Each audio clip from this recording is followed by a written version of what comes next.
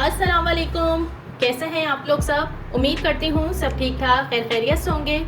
आज मैं आप लोगों के लिए एक और मज़ेदार सी रेसिपी लेकर आई हूँ। आज मैं आप लोगों को नान खटाई की रेसिपी दूंगी, वो भी बग़ैर अवन के बनाएंगे। तो आइए इसे बनाना शुरू करते हैं। यहाँ सबसे पहले मेरे पास 3/4 कप देसी घी है। देसी घी ना हो आप लोग नॉर्मल घी ले लीजिएगा, लेकिन इसे घी में बनाइएगा, ऑयल यूज़ नहीं कीजिएगा। ये इसमें चला गया बॉल में और अब इसे हम अच्छे से बीट करेंगे।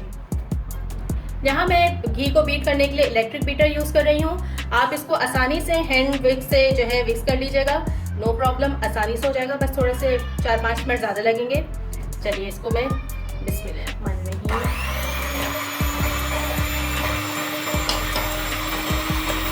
यहाँ पर मैंने घी को अच्छे तरीके से बीट कर लिया है, तकरीबन 1 मिनट लगा है और ये क्रीमी सा हो गया है। अच्छा, मैंने यहाँ पर एक गलती की थी, मैं मेंशन कर दूँ। मैंने घी को मेजर करने के लिए पिघलाया था, पिघला के मैंने इसको वैसे ही डाल दिया, लेकिन आप लोग इस तरह से नहीं कीजिएगा। घी जो जमा हुआ होता है वही घी लीजिएगा, वही घी बीट होगा। पिघला हुआ घी मक्खन बिल्कुल भी, सॉरी मक्खन नहीं, पिघला हुआ घी बिल्कुल भी बीट नहीं होगा। ओके, अब ये मैं यहाँ पर 1 कप पाउडर शुगर ली है, ये इसमें चली जाएगी। अच्छा, पाउडर शुगर डालने के बाद जो है आपने बीटर को फ़ौरन नहीं चलाना, बल्कि पहले इसको मिक्स कर लें, वरना जैसे ही आप इसको स्टार्ट करेंगे ये उड़कर ऊपर आएगी। चलिए बिस्मिल्लाहिर्रहमानिर्रहीम।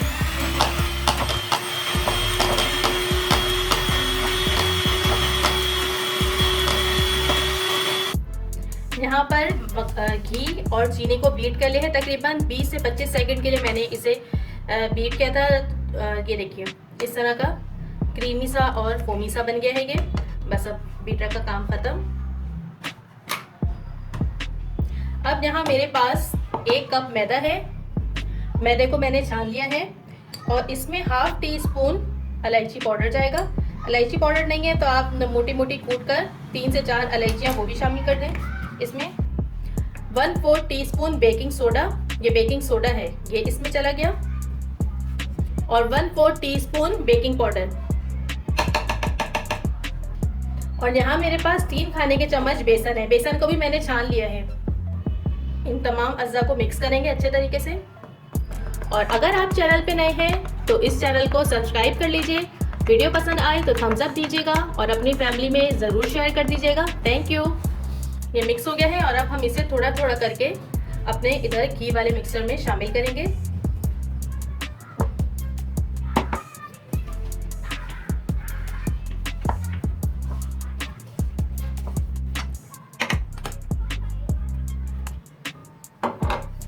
हमें इसकी डो बनानी है।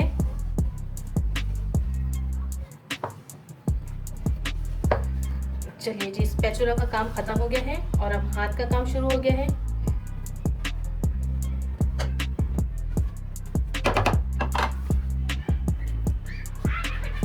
बस अब इसे जो है हमें अच्छे से मिक्स करना है और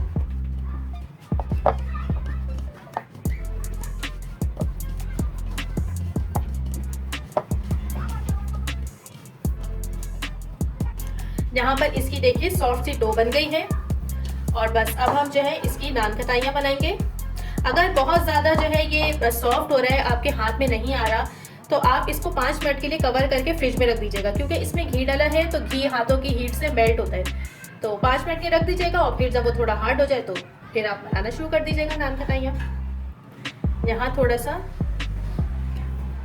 थोड़ी सी डो लेंगे, अपने साइज़ के मुताबिक जितनी आपको पसंद है उसी मुताबिक आप नान खटाई बनाइएगा।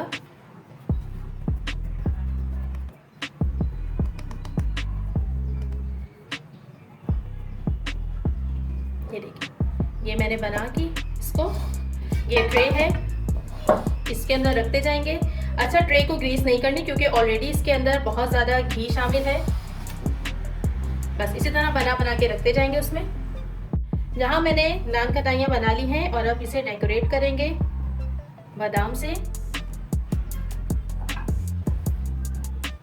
यहाँ पर हमने बादाम लगाकर इसे डेकोरेट कर लिया है और अब यहाँ मेरे पास एक अंडे की जर्दी है, इसे फेंट कर और जो है जर्दी इसके ऊपर लाइट सा ब्रश करेंगे। इससे बड़ा खूबसूरत सा कलर आएगा इसके ऊपर।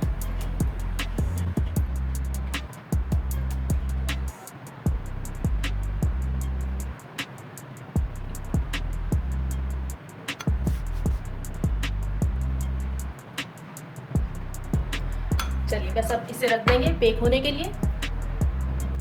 जहाँ मैंने पतीले को पहले से प्री हीट करने के लिए रखा हुआ था, तकरीबन 10 से 15 मिनट हो गए, लो फ्लेम पे था, और इसी के अंदर हम अपना ये ट्रे डाल देंगे